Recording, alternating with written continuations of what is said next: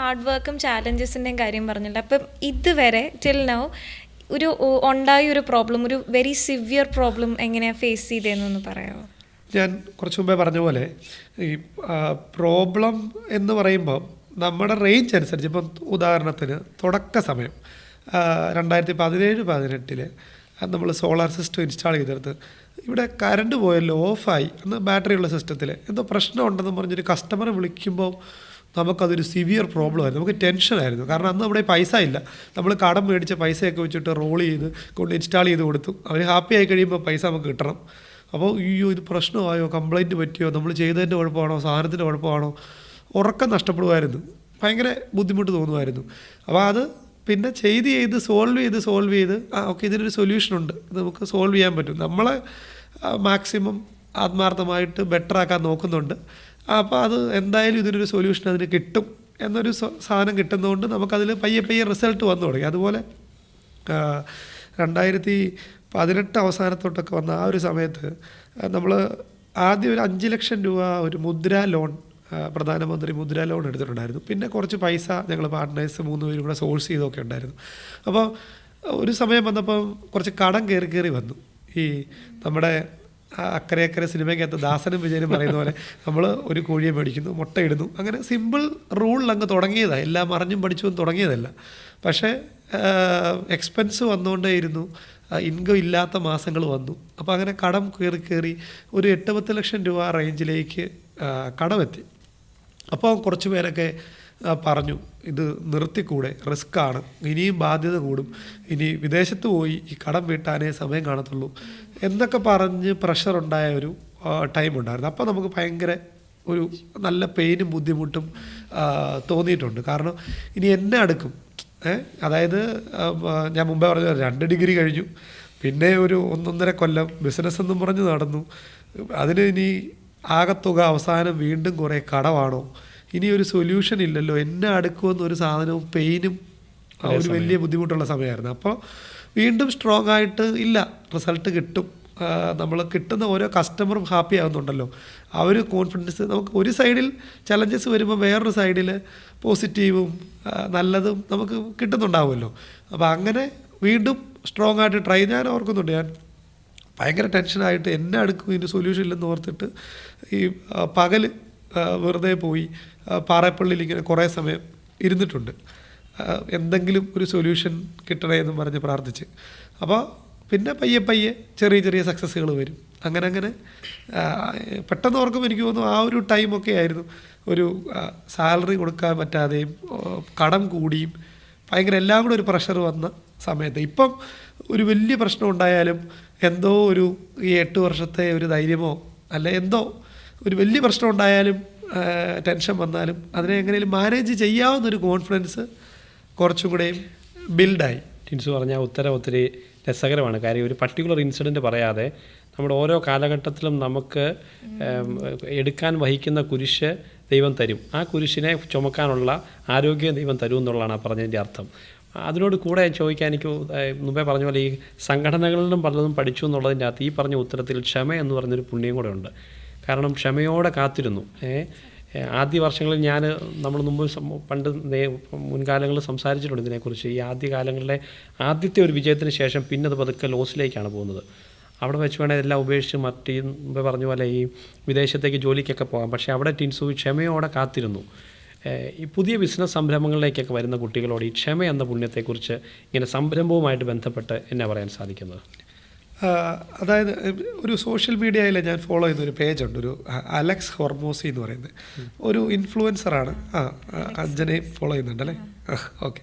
ഒരു കുറേ വെറൈറ്റി ആയിട്ടുള്ള കുറേ പോസ്റ്റും തോട്ട്സും ഒക്കെ ഇടുന്ന ഒരാളാണ്. അപ്പോൾ അതിനകത്ത് ഒരു എണ്ണത്തിൽ ഒരു പോസ്റ്റിൽ പറയുന്നൊരു ഇതാണ് ഈ ക്ഷമയായിട്ട് റിലേറ്റ് ചെയ്ത് തന്നെ ഒരു കാര്യമാണ്. അതായത് നമ്മൾ ചെയ്തുകൊണ്ടിരിക്കുന്ന ഹാർഡ് വർക്ക് റിപ്പീറ്റ് ചെയ്ത് കഴിയുമ്പോൾ കുറച്ച് കഴിയുമ്പോൾ നമുക്ക് ബോറടിക്കും. സെയിം കാര്യം ചെയ്തുകൊണ്ടിരിക്കുമല്ലേ, എന്നും രാവിലെ എഴുന്നേൽക്കുന്നു, എൽസോളിലോട്ട് പോകുന്നു, അല്ല ഞാൻ ഒരു കസ്റ്റമറെ നമ്മുടെ സ്റ്റാഫിൻ്റെ കാര്യങ്ങൾ ഇത് തന്നെ എന്നും ചെയ്യുമല്ലേ, ഈ വഴിക്കും റൂട്ടിനും ഒന്നും മാറ്റില്ല, ഇത് തന്നെ റിപ്പീറ്റ് ചെയ്യുക. അതായത് എന്നും നമ്മൾ കാര്യങ്ങൾ റിപ്പീറ്റ് ചെയ്യുവാണ്. എല്ലാ ദിവസവും അതേ റൂട്ട് ഓഫീസിലേക്ക് വരുന്നു, അതേ കസേരയിൽ പോയിരിക്കുന്നു, അതേ കാര്യങ്ങൾ ഇങ്ങനെ കുറച്ച് വ്യത്യസ്തത ഉണ്ടാവും. എങ്കിലും ഒരു കോമൺ വേർഷൻ എടുത്ത് നോക്കി. ഇപ്പം റോബിനാണെങ്കിൽ ഫോട്ടോഗ്രാഫിയുടെ ഓരോ കസ്റ്റമർ വിളിക്കുന്നു, അതിൻ്റെ കാര്യം നോക്കുന്നു, ഞങ്ങളാണെങ്കിൽ സോളാറിൻ്റെ ഓരോ കാര്യങ്ങൾ നോക്കുന്നു. അങ്ങനെ റിപ്പറ്റീഷനാണ്. അപ്പോൾ ഈ റിപ്പീറ്റ് ചെയ്യുമ്പോൾ നമുക്ക് ബോറടിക്കും. ആ ബോറടിയിൽ ഡ്രോപ്പ് ചെയ്യുകയും നിർത്തുകയും ചെയ്യുന്നവർ ശരിക്കുള്ള റിസൾട്ട് കിട്ടത്തില്ല. ആ ബോറടി മറന്ന് വീണ്ടും വീണ്ടും റിപ്പീറ്റ് ചെയ്തിട്ട് അതിനെ കൂടുതൽ ബെറ്റർ ആക്കണം. വീണ്ടും വീണ്ടും റിപ്പീറ്റ് ചെയ്യുക, വീണ്ടും വീണ്ടും ബെറ്റർ ആക്കുക. അപ്പോഴാണ് അതിൻ്റെ ഒരു ഫൈനൽ ക്വാളിറ്റിയും ഫൈനൽ ഔട്ട്പുട്ടും കിട്ടുന്നതെന്ന് ഒരു തോട്ടാണ് അതിനകത്തുള്ളത്. അപ്പോൾ അച്ഛനീ പറഞ്ഞ ആ ഒരു പുണ്യം, ക്ഷമ എന്ന പുണ്യം എന്ന് പറയുന്നതും അതുതന്നെയാണ്. അതായത് നമുക്ക് കൂടുതൽ ബെറ്റർ ആക്കാൻ നോക്കുക, ക്ഷമയോടെ കാത്തിരിക്കുക. അതിൽ ആദ്യം നമ്മൾ ആ കൊള്ളാവുന്ന കേൾക്കുമ്പം ചെയ്യാൻ ആരെക്കൊണ്ടും പറ്റും. വീണ്ടും വീണ്ടും അത് റിപ്പീറ്റ് ചെയ്യുക എന്നുള്ളത് വളരെ ഇമ്പോർട്ടൻ്റ് ആണ്. ഞാൻ അങ്ങനെ അതുമായിട്ട് ബന്ധപ്പെട്ടൊരു കോട്ട് കേട്ടിട്ടുള്ളത്, വായിച്ചിട്ടുള്ളതാണോ കേട്ടിട്ടുള്ളതാണെന്ന് സംശയമുണ്ട്. എന്താണെങ്കിലും അത് ഇപ്രകാരമാണ്: നമ്മുടെ ജീവിതത്തിൽ നിന്ന് പിന്മാറിയവരെല്ലാം, ഒരു ലക്ഷ്യത്തിൽ നിന്ന് പിന്മാറിയവരെല്ലാം നിങ്ങളുടെ വിജയത്തിൻ്റെ സെക്കൻഡ് ലാസ്റ്റ് സ്റ്റേജിൽ നിന്നാണ് പിന്മാറിയത് എന്ന് ഓർത്തിരിക്കുന്നത് നല്ലതാണ് എന്ന് പറഞ്ഞൊരു കോട്ടുണ്ട്. എന്ന് പറഞ്ഞാൽ അവിടെയും കൂടെ ക്ഷമയോടെ കാത്തിരുന്നെങ്കിൽ നിങ്ങൾക്ക് മുമ്പിൽ പിന്നെ വിജയമായിരുന്നു. അപ്പോൾ ആ ഒരു ചിന്ത എപ്പോഴും നമ്മൾ പുലർത്തിയാൽ തീർച്ചയായിട്ടും ഈ ഒരു വിജയം കൂടെ കാണാൻ നമുക്ക് സാധിക്കും, അത് അനുഭവിക്കാനും നമുക്ക് സാധിക്കും. ഈ റോബിൻ്റെ ജീവിതം എങ്ങനെയാണ് ഈ എൽസോളിൽ വന്നതിന് ശേഷം മാറിയത്? കാരണം ഈ യുവദീപ്തിയിലുണ്ടായിരുന്ന കാലത്ത് ടിൻസുവിനെ എനിക്കറിയാം, അതുപോലെ ടിൻസുവിനെ അറിയാവുന്നവർ തന്നെ റോബിനെ അറിയാം. നിങ്ങൾ രണ്ടുപേരുടെയും ജീവിതം മാറി. തീർച്ചയായിട്ടും പ്രാർത്ഥന അനുഭവത്തെക്കുറിച്ച് പറഞ്ഞു, സാമ്പത്തികമായിട്ട് വളർന്നു. ഈ ഒരു അനുഭവത്തെ, ഈ എൽസോളിൽ വന്നതിന് ശേഷം ഉണ്ടായ ജീവിത വ്യത്യാസങ്ങളെക്കുറിച്ചൊക്കെ ഒന്ന് പറയാമോ? തീർച്ചയായിട്ടും. ഞാൻ ജനിച്ചു വളർന്നത് ടിൻസു നേരത്തെ പറഞ്ഞതുപോലെ തന്നെ സെയിം സാഹചര്യത്തിലായിരുന്നു. ഒരു സാധാരണ കുടുംബത്തിലായിരുന്നു. അപ്പൻ ഒരു കൃഷിക്കാരനായിരുന്നു, അമ്മയ്ക്ക് പ്രത്യേകിച്ച് ജോലിയോ കാര്യങ്ങളൊന്നും ഇല്ലായിരുന്നു. അപ്പോൾ ഒരു സാധാരണ കുടുംബത്തിലെ യുവാവെന്ന നിലയിൽ, അത് മുതിർന്നയാളെന്ന നിലയിൽ വളർന്നു വരുമ്പം പ്രവാസ ജീവിതം തന്നെ ആയിരിക്കും വരുന്നത്. അങ്ങനെ ഞാനും പ്രവാസിയായി. ഒരു 4 വർഷത്തോളം 2 രാജ്യങ്ങളിലായിട്ട് പ്രവാസ ജീവിതത്തിന് ശേഷം കോവിഡ് തുടങ്ങിയപ്പോൾ പതിയെ അവിടെ നിന്ന് റിസൈൻ ചെയ്ത് നാട്ടിലേക്ക് പോന്നു. നാട്ടിലേക്ക് പോകുന്നതിന് ശേഷമാണ് ടിൻസുമൊക്കെ ആയിട്ട് സംസാരിച്ചത്. അപ്പം ഞങ്ങൾ ഈ യുവദീപ്തി പോലുള്ള പ്രസ്ഥാനങ്ങളിൽ ഒന്നിച്ച് നിന്നുകൊണ്ട് തന്നെ എപ്പോഴും നാട്ടിലായിരിക്കണം, പള്ളി അല്ലെങ്കിൽ നമ്മുടെ നാടിനോട് ചുറ്റിപ്പറ്റി നിൽക്കണം എന്നൊരു ചിന്ത എപ്പോഴും ഉണ്ടായിരുന്നു. അപ്പോൾ അങ്ങനെ വന്നപ്പോൾ നാട്ടിൽ കൂടാനുള്ള എന്തെങ്കിലും ഓപ്ഷൻസ് ഉണ്ടോ എന്നൊക്കെ ഇങ്ങനെ ആലോചിച്ച് ഞാനും യുവദീപ്തി തന്നെ ഉണ്ടായിരുന്ന മറ്റ് 2 സുഹൃത്തുക്കളും കൂടെ കുറേ പരിപാടികളൊക്കെ ഇങ്ങനെ ചെറിയ രീതിയിൽ പ്ലാൻ ചെയ്തു. അപ്പോൾ അത് ഒരു ദിവസം ഞങ്ങൾ തമ്മിൽ സംസാരിക്കുമ്പോൾ ടിൻസു പറഞ്ഞു, എടാ നമുക്ക് അങ്ങനെയാണെങ്കിൽ വേറൊരു ബിസിനസ് സ്റ്റാർട്ട് ചെയ്യാൻ എൻ്റെ മൈൻഡിലൊരു ഐഡിയ ഉണ്ട്, അപ്പോൾ അതിൽ ഒന്ന് ട്രൈ ചെയ്താലോ എന്ന് ചോദിക്കുന്നു. അങ്ങനെയാണ് ഞാൻ എൽസോൾ ക്രിയേഷൻസിൻ്റെ ഭാഗമാകുന്നത്. അപ്പോൾ എൽസോൾ ക്രിയേഷൻസിൻ്റെ ഭാഗമാകുമ്പോൾ എൽസോൾ ക്രിയേഷൻസ് വെഡ്ഡിംഗ് ഫോട്ടോഗ്രാഫിയുടെ ഡിവിഷനിലേക്ക് ഭാഗമാകും. അപ്പം കുറച്ച് ഇവൻറ്റ് ഹോസ്റ്റ് ചെയ്തിട്ടുള്ള എക്സ്പീരിയൻസ് ഉണ്ടായിരുന്നു. കാരണം ഹോട്ടൽ ഫീൽഡ് ആയിരുന്നതുകൊണ്ട് തന്നെ കുറച്ച് ഇവൻറ്റ് ഹോസ്റ്റ് ചെയ്തതിൻ്റെ എക്സ്പീരിയൻസ് മാത്രമാണ് ഞങ്ങൾ എൽസോൾ ക്രിയേഷൻസ് എന്ന് പറയുന്ന വെഡ്ഡിംഗ് ഫോട്ടോഗ്രാഫിയും ഇവൻറ്റ്സിൻ്റെയും ഡിവിഷൻ സ്റ്റാർട്ട് ചെയ്യുമ്പോൾ ഉണ്ടായിരുന്നത്. അതിനുശേഷം മുമ്പോട്ട് ദൈവത്തിൻ്റെ അനുഗ്രഹം വളരെ ശക്തിയായിട്ട് അനുഭവപ്പെട്ടു തുടങ്ങി. കാരണം ആദ്യത്തെ ഒരു വെഡ്ഡിങ് കിട്ടാനായിട്ട് എൻ്റെ തന്നെ ഒരു കസിൻ ചേട്ടൻ്റെ വർക്കിലാണ് ഞങ്ങൾ സ്റ്റാർട്ട് ചെയ്യുന്നത്. അതിനുശേഷം രണ്ടാമത്തെ ഒരു വർക്ക് കിട്ടാൻ ഏകദേശം ഒരു 4 മാസത്തോളം വെയിറ്റ് ചെയ്യേണ്ടി വന്നു. ഞങ്ങൾ 2021 ഫെബ്രുവരി 14 ലോഞ്ച് ചെയ്തിട്ട് ഏകദേശം ഒരു 6 മാസങ്ങൾക്ക് ശേഷമാണ് പുറത്തുനിന്നൊരു വർക്ക് നമുക്ക് കിട്ടുന്നത്.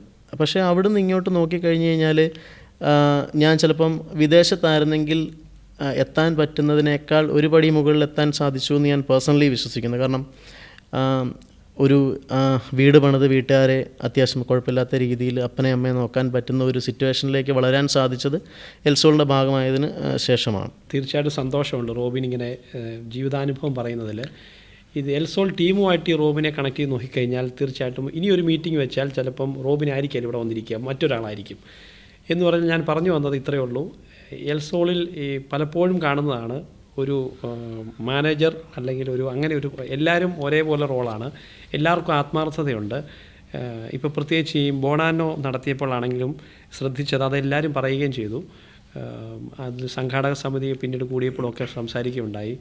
ഈ ബോണാനോട് വൈകുന്നേരം എല്ലാവരും ഇങ്ങനെ പിള്ളേർ ഒരേ ഡ്രസ്സൊക്കെ ഇട്ട് വന്നവർ വർക്ക് ചെയ്യുന്നത് കണ്ടു. അപ്പോൾ ആദ്യമൊക്കെ വിചാരിച്ചു ഇതെല്ലാം നമ്മൾ പുറത്തുനിന്ന് വിളിച്ചിരിക്കുന്ന ഏതോ ഏജൻസിയിൽ നിന്നുള്ള ജോലിക്കാരാണെന്നാണ് വിചാരിച്ചത്. പക്ഷേ പിന്നീടാണ് മനസ്സിലായത് ഇതെല്ലാം എൽസോളിലെ സ്റ്റാഫാണ്, മുഴുവൻ പേരും.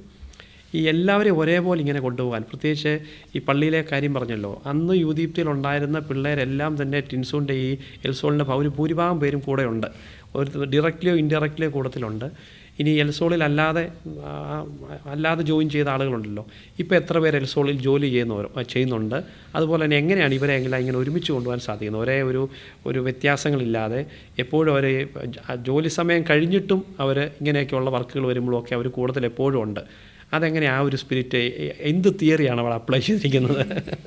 അച്ഛൻ ചോദിച്ച ആ ഒരു എത്ര പേരുണ്ട് ആ കമ്പനിയുടെ ഒരു സ്ട്രക്ചർ പൊസിഷനിങ്ങിനെ പറ്റി അച്ഛൻ ചോദിച്ചതിനൊന്നും പറഞ്ഞുകൊണ്ട് ഞാൻ തുടങ്ങാം. നമ്മൾ 2017 ഒരു 100 സ്ക്വയർ ഫീറ്റ് ഒരു ചങ്ങനാശ്ശേരി മധുമൂലയിലൊരു സ്പേസും അവിടെ ഒരു 3 സ്റ്റാഫുമായിരുന്നു ഉണ്ടായിരുന്നത്. ഇന്ന് നമുക്ക് 18 ബ്രാഞ്ചുകൾ, ഡയറക്റ്റ് ബ്രാഞ്ചുകൾ തന്നെ നമുക്കുണ്ട്.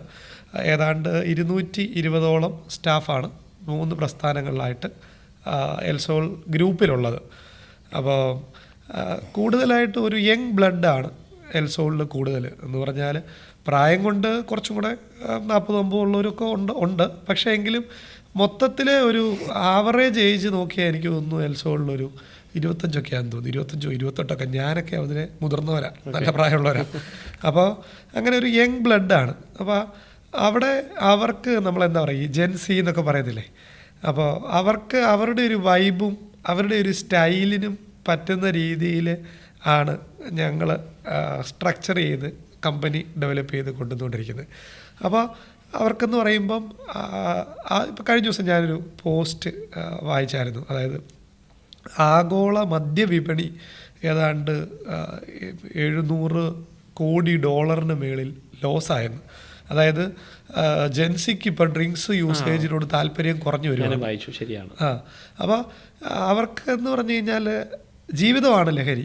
അതിൽ അവർക്ക് ചെറിയ ചെറിയ സന്തോഷങ്ങൾ അല്ലെങ്കിൽ ലക്ഷ്യങ്ങൾ, അർത്ഥം ഉണ്ടാക്കുക, അവർക്ക് കിട്ടുന്ന ചലഞ്ച് അവർ അച്ചീവ് ചെയ്യുക, അനുഭവങ്ങൾ സ്വന്തമാക്കുക, അത്തരത്തിലൊരു രീതിയാണ്. അപ്പോൾ അവിടെ ആ ഒരു കൾച്ചറാണ് നമ്മളും അവിടെ ഫോളോ ചെയ്തിരിക്കുന്നത്. ഞാൻ ആദ്യമൊക്കെ തൊട്ടും മാക്സിമം പറയുമായിരുന്നു, എന്നെ സാറെന്നൊന്നും വിളിക്കണ്ട, ഒന്നേ പേര് അല്ലെ ചേട്ട അല്ലെ അങ്ങനെയൊക്കെയാണ് ശീലിച്ചാൽ മതി എന്ന് ഞാൻ പറയും.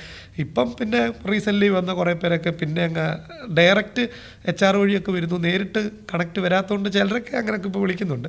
പക്ഷേ എങ്കിലും മാക്സിമം ഒരു ഫ്രണ്ട്ലി നേച്ചർ പുലർത്താനാണ് നമ്മൾ ശ്രദ്ധിച്ചിരുന്നത്. അതുകൊണ്ട് തന്നെ അതായത് ഞാൻ വിശ്വസിക്കുന്നത് ജോലി എന്ന് പറയുന്നത് ഒരു എൻ്റർപ്രണർ അല്ലെ ഓണർ കൊടുക്കുന്ന ദാനമൊന്നും അല്ലല്ലോ. അവർ പണിയെടുക്കുന്നു, അതിന് അവർക്ക് ശമ്പളം കിട്ടുന്നു. അപ്പോൾ അതെന്ന് പറയുന്നത് നമ്മൾ ആ ഒരു ഓരോരുത്തരും ഒരു സെൽഫ് ഡ്രിവൺ ആയിട്ട്, ഇപ്പം അച്ഛൻ പറഞ്ഞ പോലെ ബോണാനോടെ കേസ് എടുത്താൽ തന്നെ അതിൻ്റെ പബ്ലിസിറ്റി എന്ന് പറയുന്ന ഒരു ആക്ടിവിറ്റിക്കായിട്ട് നമ്മൾ അതിന് മുമ്പ് ഒരു 2 ആഴ്ച മുമ്പ് ടീമുമായിട്ടൊന്ന് ഗ്യാദർ ചെയ്തു. ഹെഡ് ഓഫീസിലുള്ള എല്ലാവരും കൂടെ കൂടി. അപ്പോൾ ജസ്റ്റ് ഞങ്ങൾ ഒരു 7 ടീമായിട്ട് അവരെ തിരിച്ചിട്ട് പറഞ്ഞു, നിങ്ങൾ ചങ്ങനാശ്ശേരി ഓരോ സ്ഥലങ്ങളിലേക്കൊക്കെ എല്ലാ ദിവസവും ഈവനിങ് 2 മണിക്കൂർ പോവുക, ആൾക്കാരോട് എന്തെങ്കിലുമൊക്കെ ചോദിക്കുക, ഈ പ്രോഗ്രാമിനെ പറ്റി പറയുക, എന്നിട്ട് വീഡിയോ എടുത്ത് പേജിൽ പോസ്റ്റ് ചെയ്യാൻ പറഞ്ഞു. അപ്പോൾ അവർ തന്നെ ഭയങ്കര ക്രിയേറ്റീവായിട്ട് അവർ ഫോണിൽ തന്നെ എടുത്ത് എഡിറ്റ് ചെയ്ത് ബാക്ക്ഗ്രൗണ്ട് മ്യൂസിക് കയറ്റി അവരുടെ കൂട്ടത്തിൽ അത്രയും ആങ്കേഴ്സിനെ പോലെയും കഴിവുള്ളവരെയൊക്കെ ഉണ്ടെന്ന് നമ്മളെപ്പോഴാണ് കാണുന്നത്. അപ്പോൾ അത് ലോക്കൽ ഇൻഫ്ലുവൻസേഴ്സ് അല്ലായിരുന്നു, അല്ല സ്റ്റാഫായിരുന്നു. അതെല്ലാം പേജിൽ ആദ്യം ഉണ്ടായിരുന്ന പ്രൊമോഷണൽ വീഡിയോസിലെ 80% നമ്മുടെ സ്റ്റാഫ് തന്നെ ചെയ്തത്. ഞാൻ വിചാരിച്ചു ഇതൊക്കെ കാണുമ്പോൾ ഞാൻ വിചാരിച്ചു നിങ്ങൾ ഭയങ്കരമായിട്ട് ഇൻവെസ്റ്റ് ചെയ്ത് ലോക്കൽ ഇൻഫ്ലുവൻസേഴ്സിനെ വിളിച്ച് ഒരു 4-5 നമ്മുടെ താടിക്കാരൻ ഉണ്ടല്ലോ, അതുപോലത്തെ ഒരു 4-5 ഇൻഫ്ലുവൻസേഴ്സിൻ്റെ വീഡിയോ ഉണ്ടായിരുന്നു. പക്ഷേ കൂടുതൽ നമ്മുടെ സ്റ്റാഫ് ചെയ്തത് തന്നെയായിരുന്നു. 1 ലക്ഷത്തിന് മേളിലും 2.5 ലക്ഷത്തിന് മേളിലും വ്യൂ ഉള്ള വീഡിയോസ് പലതും നമ്മുടെ പിള്ളേർ ചെയ്തത് തന്നെയായിരുന്നു. അപ്പോൾ അവർക്ക് ഇൻറ്റേർണൽ ആ ഒരു സ്കില്ലും കഴിവും അവരത് പുറത്തെടുത്തു. അവർക്കതിന് അവസരം കൊടുത്തപ്പം അവരത് യൂസ് ചെയ്തു. ഇപ്പം റോബിനൊക്കെ ആണെങ്കിലും കറക്റ്റായിട്ട് കണക്ട് ചെയ്യാൻ പറ്റും. അവിടെ ആണെങ്കിലും ക്രിയേഷൻസ് എന്ന് പറയുന്ന മൊത്തം ഒരു ക്രിയേറ്റീവ് നേച്ചറിൽ പോകുന്നൊരു ഇതാണ്. അപ്പോൾ അവിടെ ആണെങ്കിലും ഇപ്പോൾ റോബിൻ വന്നപ്പോൾ തൊട്ടാണെങ്കിലും ആദ്യം ഒരു ടെമ്പററി പോസ്റ്റിലെ അക്കൗണ്ട്സിലെ കുറച്ച് കാര്യങ്ങൾ ചെയ്യാനായിട്ട് ഒരു ഹെൽപ്പ് പോലെ റോബിൻ ആ സമയത്ത് വന്നതാണ് അല്ലേ? ജുബി ചേച്ചിയായിരുന്നു നമ്മുടെ അക്കൗണ്ട്സ് ഹാൻഡിൽ ചെയ്തുകൊണ്ടിരുന്നത്. അപ്പോൾ ചേച്ചിയുടെ ഒരു മെറ്റേണിറ്റി ലീവിന് പോയ സമയത്ത് ചേച്ചീനെ അസിസ്റ്റ് ചെയ്യാനായിട്ടാണ് ഞാൻ ആ പ്രവാസ ജീവിതം അവസാനിപ്പിച്ച് നാട്ടിലെത്തിയ സമയത്ത് എൽസോളിൽ ജോയിൻ ചെയ്യുന്നത്. അപ്പോൾ അവിടെ നിന്നാണ് ഞങ്ങൾ ഡിസ്കസ് ചെയ്ത് എൽസോൾ ക്രിയേഷൻസ് എന്ന സ്ഥാപനത്തിനെക്കുറിച്ച് ചിന്തിക്കുന്നതും അതിൻ്റെ ഒരു സ്റ്റാർട്ടും ഉണ്ടാകുന്നത്. അപ്പം ഈ ടിൻസു നേരത്തെ പറഞ്ഞതുപോലെ എൽസോളിൻ്റെ ഒരു ബാക്ക് ബോൺ അല്ലെ എൽസോളിൻ്റെ ഒരു ഭാഗ്യം എന്ന് പറയുന്നത് ഈ 200 അല്ലെങ്കിൽ 220 പേരടങ്ങുന്ന ഒരു ടീം തന്നെയാണ്. കാരണം എല്ലാവരും വാതോരാതെ പുകഴ്ത്തിയ ഇപ്പോഴും ചർച്ചാ വിഷയമായ ചങ്ങനാശ്ശേരിയിൽ ഒരു വലിയ പ്രോഗ്രാമായിരുന്നു ബോണാനോ. അപ്പോൾ ഈ ബോണാനോ നടക്കുന്ന സമയങ്ങളിൽ ഞങ്ങൾ ഡയറക്ടേഴ്സ് 5 പേര് ഫോൺ സ്വിച്ച് ഓഫ് ചെയ്തിട്ട് ഞങ്ങളിവിടെ ഉണ്ടാവില്ല, ഞങ്ങൾ പോവുകയാണെന്ന് പറഞ്ഞ് മാറി നിന്നാൽ പോലും ഇതേ വൈബിൽ തന്നെ ആ പ്രോഗ്രാം ഇവിടെ നടക്കും. കാരണം ആ ഒരു രീതിയാണ് മുഴുവൻ 3 സ്ഥാപനങ്ങളിലും ഫോളോ ചെയ്യുന്നതും. അതെല്ലാ എംപ്ലോയീസിനും വളരെ ക്ലിയറായിട്ട് ആ കാര്യങ്ങൾ അറിയാം. ഓക്കെ, അവർ ഇതെല്ലാം ചെയ്യേണ്ടത് ഓണേഴ്സ് അല്ല, അല്ലെങ്കിൽ ഡയറക്ടേഴ്സ് അല്ല, ഡയറക്ടേഴ്സിൻ്റെ അഭാവത്തിൽ അവർ ചെയ്യേണ്ട റോൾ എന്താണെന്ന് മനസ്സിലാക്കി സ്വയം ലീഡർഷിപ്പ് എടുത്ത് ആ റോൾ അവർ ഏറ്റവും ഭംഗിയാക്കാൻ ശ്രമിക്കുകയും ചെയ്യുന്നുണ്ട്. ഇപ്പം അതുപോലെ തന്നെ കമ്പനി ആണെങ്കിലും എംപ്ലോയീസിനെ ചേർത്ത് നിർത്തുന്നത്, ഇപ്പം ഇൻഡിവിജ്വലി ഒരുമാതിരിപ്പെട്ട എല്ലാവരുടെയും പേര് പോലും ഞങ്ങളിൽ പലർക്കും അറിയാം. ഇപ്പം 220 സ്റ്റാഫ് ഇന്ത്യയിലെ പല ഭാഗത്തുള്ളത് കൊണ്ട് എല്ലാവരിലേക്കും എത്താൻ പറ്റാറില്ല. എന്നാലും പേഴ്സണലി ഒരുമാതിരിപ്പെട്ട എല്ലാവരുടെയും പേരും വീട്ടിലെ വിശേഷങ്ങളും വീട്ടിലെ ആളുകളുടെ കാര്യങ്ങൾ പോലും ഞങ്ങൾക്ക് എല്ലാവർക്കും അറിയാം. ഇനി അതിൻ്റെ വേറെ രീതിയിൽ പറയുകയാണെങ്കിൽ ഒരു 1.5 വർഷം മുമ്പ് എൽസോൾ ഒരു ട്രിപ്പ് പ്ലാൻ ചെയ്തത് ഞങ്ങൾ ഗോവയ്ക്കാണ് പോയി. ഒരു 4 ദിവസം മുഴുവൻ എംപ്ലോയീസിനായിട്ട് ഏകദേശം ഒരു 120 പേരുമായിട്ട് ഒരു വലിയ എമൗണ്ട് സ്പെൻഡ് ചെയ്ത് ഞങ്ങൾ ഗോവയ്ക്കാണ് ഒരു ട്രിപ്പ് പോയത് പോലും. അപ്പോൾ അതുകൊണ്ട് തന്നെ ഗോവ ട്രിപ്പ് ഭയങ്കര രസമായിരുന്നു. ട്രെയിനിൽ ഒരു ഫുൾ ബോഗിയൊക്കെ ബുക്ക് ചെയ്ത്. അപ്പോൾ നമ്മൾ അങ്ങോട്ട് കൊടുക്കുന്ന ആ ഒരു സപ്പോർട്ടും സ്നേഹവും അവർ അതിൻ്റെ ഇരട്ടിയായിട്ട് തിരിച്ചു തരുന്നുണ്ട്. അതുതന്നെയാണ് എൽസോളിൻ്റെ വിജയമെന്ന് ഞാൻ വിശ്വസിക്കുന്നു. ഇപ്പം മൊത്തത്തിൽ 7 പാർട്ട്നേഴ്സും 5 കമ്പനീസും ഉണ്ടല്ലോ. അപ്പം അതിൽ ഒരു കമ്പനിയാണല്ലോ വെഡ്ഡിങ് ക്രിയേഷൻസ് എന്ന് പറയുന്നത്. അപ്പം ഇപ്പം ഇങ്ങനെ നമ്മൾ ഈ ഫോട്ടോഗ്രാഫി അല്ലെങ്കിൽ ക്രിയേറ്റീവ് ഫീൽഡ് എന്നൊക്കെ പറയുമ്പോൾ നമുക്ക് അതിൽ ഒരു സ്റ്റോപ്പില്ല, പല ഡെസ്റ്റിനേഷൻസ് ആണല്ലോ, നമ്മൾ മാറിക്കൊണ്ടിരിക്കണമല്ലോ എപ്പോഴും. അപ്പോൾ ഈ ഓരോ ട്രെൻഡ് അനുസരിച്ച് മാറുമ്പോൾ വാട്ട് ആർ ദ ചാലഞ്ചസ് എന്തൊക്കെയാണ്, അതിലോട്ട് എങ്ങനെ പെട്ടെന്ന് അഡാപ്റ്റ് ചെയ്ത് വരുന്നത്? ഇപ്പോൾ എൽസോൾ ക്രിയേഷൻസ് എന്ന വെഡ്ഡിംഗ് ഫോട്ടോഗ്രാഫിയെ സംബന്ധിച്ചിടത്തോളം ഞങ്ങളുടെ ടീം കാണുന്നത് ഈ ഇൻഡസ്ട്രിയിലെ തന്നെ ഒരു 3 മെയിൻ ചലഞ്ചസ് ആണ് നമ്മൾ മനസ്സിലാക്കുന്നത്. അപ്പോൾ ആ 3 ചലഞ്ചസിനും പ്രോപ്പറായിട്ടുള്ള സൊല്യൂഷൻ കൊടുത്താൽ തന്നെ ഒരു കസ്റ്റമർ ഈസി ആയിട്ട് ഹാപ്പി ആകുകയും റിപ്പീറ്റഡ് ഓർഡേഴ്സ് നമുക്ക് കിട്ടുകയും ചെയ്യുന്നുള്ള കാര്യം അത് പ്രൂവണാണ്. കാരണം നമ്മുടെ റിപ്പീറ്റഡ് ഓർഡേഴ്സ് എല്ലാം വരുന്നത് ഞങ്ങൾ ഈ 3 കാര്യങ്ങളിൽ മാത്രമാണ് മെയിനായിട്ട് കോൺസെൻട്രേറ്റ് ചെയ്യുന്നത്. ഒന്ന്, നമ്മൾ ക്വാളിറ്റിയിൽ ഒരു രീതിയിലും ഉള്ള കോംപ്രമൈസിന് നിൽക്കത്തില്ല. നമ്മുടെ ഇൻസ്റ്റാഗ്രാം പേജിൽ കിടക്കുന്ന ഫോട്ടോസ് എടുത്ത അതേ റേഞ്ചിലുള്ള പല നിലവിൽ മാർക്കറ്റിലുള്ളതിൽ ഏറ്റവും ടോപ്പ് ക്യാമറ ഉപയോഗിക്കുന്ന അല്ലെങ്കിൽ പല സെലിബ്രിറ്റി വെഡ്ഡിങ് ഉൾപ്പെടെ എടുത്ത് എക്സ്പീരിയൻസ്ഡ് ആയിട്ടുള്ള പ്രീമിയം ഫോട്ടോഗ്രാഫേഴ്സാണ് നമുക്ക് വേണ്ടി വർക്ക് ചെയ്യുന്നത്. അപ്പോൾ കറക്റ്റ് മൊമെൻറ്റിൽ ക്യാമറയിൽ തന്നെ കളറിങ്ങും എല്ലാം പ്രോപ്പറായിട്ട് ചെയ്ത് ക്യാപ്ചർ ചെയ്യാൻ കേപ്പബിൾ ആയിട്ടുള്ള ഹൈലി പ്രൊഫഷണൽസിനെ വെച്ചാണ് നമ്മൾ എല്ലാ വെഡ്ഡിങ്ങും കവർ ചെയ്യുന്നത്. കാരണം ഇത് ഒരിക്കലും റീക്രിയേറ്റ് ചെയ്യാൻ പറ്റില്ലാത്ത അവരുടെ ലൈഫിലെ ഒരു മെയിൻ മൊമെൻ്റാണ്. അപ്പോൾ ആ ഒരു ക്വാളിറ്റിയുടെ, അതിപ്പോൾ എഡിറ്റിങ്ങിലാണെങ്കിലും ശരി, നമ്മുടെ ഇൻഹൗസ് ടീമാണ് ഫോട്ടോസ് ആയാലും ശരി, വീഡിയോസ് ആയാലും ശരി, ആൽബം ഡിസൈനിങ് ഉൾപ്പെടെയുള്ള കംപ്ലീറ്റ് ആക്ടിവിറ്റിയിൽ നമ്മൾ ഒരു കാര്യം പോലും പുറത്ത് കൊടുത്ത് ചെയ്യിക്കുന്ന പരിപാടിയില്ല. എല്ലാം നമ്മുടെ ഇൻഹൗസ് ടീം തന്നെയാണ് ചെയ്യുന്നത്. അപ്പോൾ അതുകൊണ്ട് ഒന്നാമത്തെ പോയിൻ്റ് ഈ പറഞ്ഞ പോലെ ക്വാളിറ്റിയിൽ നമ്മൾ ഒരു കോംപ്രമൈസിനും ഇതുവരെ നിന്നിട്ടില്ല, മുമ്പോട്ടും അത് നമ്മൾ നിൽക്കില്ല. രണ്ടാമത് കമ്മ്യൂണിക്കേഷൻ്റെ ഒരു വലിയ ഗ്യാപ്പാണ് പലപ്പോഴും ക്ലയൻസിന് ഒത്തിരി എക്സ്പെക്റ്റേഷൻ കാണും. പ്രത്യേകിച്ച് ഇപ്പോഴത്തെ തലമുറ അവർ ഇൻസ്റ്റാഗ്രാമിൽ പല റീൽസ് കാണും. അപ്പോൾ ഈ റീൽ എൻ്റെ വെഡ്ഡിങ്ങിൽ റീക്രിയേറ്റ് ചെയ്യണമെന്ന് ആഗ്രഹം ഉണ്ടാവും, അല്ലെങ്കിൽ ഒരു ഡിഫറെൻറ്റ് കോൺസെപ്റ്റിൽ അവർക്ക് ഒരു സേവ് ദ ഡേറ്റ് ഷൂട്ട് ചെയ്യണമെന്നൊക്കെ ആഗ്രഹം ഉണ്ടാവും. അങ്ങനെ ഒരുപാട് ആഗ്രഹങ്ങളും പ്രതീക്ഷയോടും കൂടിയായിരിക്കും ഇവരൊരു വെഡ്ഡിങ് കമ്പനീനെ അപ്രോച്ച് ചെയ്യുന്നത്. സംഭവിക്കുന്നത് പലപ്പോഴും ഒരു സിംഗിൾ പോയിൻ്റ് ഓഫ് കോൺടാക്റ്റ് ആവുന്നത് കൊണ്ട് തന്നെ ഇവരുടെ ഐഡിയയും ഇവരുടെ ഉള്ളിലുള്ള കാര്യങ്ങളും പ്രോപ്പറായിട്ട് അവരോട് കമ്മ്യൂണിക്കേറ്റ് ചെയ്യാൻ പറ്റാതെ വരാറുണ്ട്. അപ്പോൾ അതിന് ഞങ്ങൾ കാണുന്ന ഒരു സൊല്യൂഷൻ, നമ്മളൊരു വാട്സപ്പ് ഗ്രൂപ്പ് ക്രിയേറ്റ് ചെയ്ത് ആ ഗ്രൂപ്പിൽ ക്ലയൻറ്റിനെ ആഡ് ചെയ്ത് മുമ്പോട്ട് ആ ഒരു ഫംഗ്ഷൻ കഴിഞ്ഞ് അവരുടെ ഡെലിവറബിൾസ് ഡെലിവറി ചെയ്യുന്നത് വരെ ഫുൾ കാര്യങ്ങളിൽ നമ്മുടെ ഫുൾ ടീമിൻ്റെ സപ്പോർട്ടും ഹെൽപ്പും ഇവർക്കുണ്ടാവും.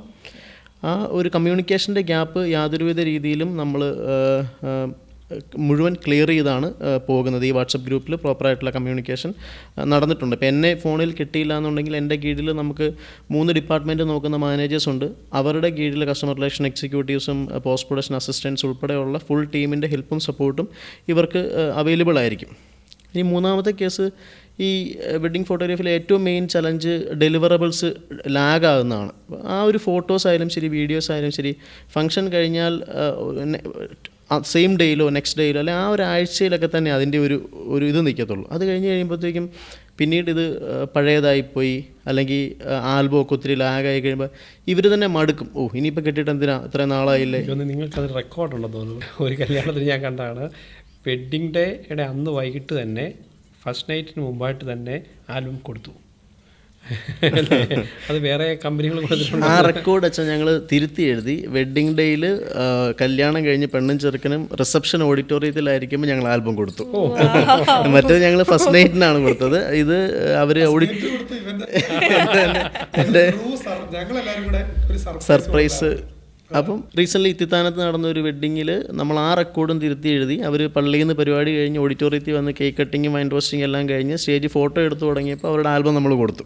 അപ്പം ഡെലിവറബിൾസിൻ്റെ സൈഡിൽ, ഡെലിവറിയുടെ സൈഡിൽ നമ്മൾ ആ ഒരു ഇതാണ് ഫോളോ ചെയ്യുന്നത്. കാരണം ഫംഗ്ഷൻ കഴിഞ്ഞാൽ സെയിം ഡേ അല്ലെങ്കിൽ നെക്സ്റ്റ് ഡേ നമുക്ക് ഇവർക്ക് വേണ്ട ഫോട്ടോസ് ആയാലും റീൽസ് ആയാലും ഇൻസ്റ്റാഗ്രാമിലോ ബാക്കിയുള്ള ഫാമിലി ഗ്രൂപ്പിലോ ഒക്കെ ഷെയർ ചെയ്യാൻ പാകത്തിന് കൊടുത്തിട്ടുണ്ടെന്ന് ഉറപ്പ് വരുത്തും. ഈ ആൽബത്തിൻ്റെ ഡെലിവറി പോലും നമ്മൾ മാക്സിമം പറയുന്നത് ഒരു 20 days ആണ്. ഫോട്ടോ സെലക്ഷൻ കഴിഞ്ഞാൽ ഒരു 20 daysനുള്ളിൽ നമ്മൾ കംപ്ലീറ്റ് മെറ്റീരിയൽ ഡെലിവറി ചെയ്തെന്ന് ഉറപ്പ് വരുത്തും. അപ്പോൾ ആ ഒരു സിസ്റ്റമാണ്. ഈ ഒരു 3 ചലഞ്ചസ് ആണ് ഞങ്ങളെ സംബന്ധിച്ചിടത്തോളം ഇപ്പോൾ ഇൻഡസ്ട്രിയിൽ മെയിനായിട്ട് നിൽക്കുന്നത്. ഈ 3 എണ്ണത്തിന് നമ്മൾ സൊല്യൂഷൻ കൊടുക്കുന്നത് ഈ രീതിയിലാണ്.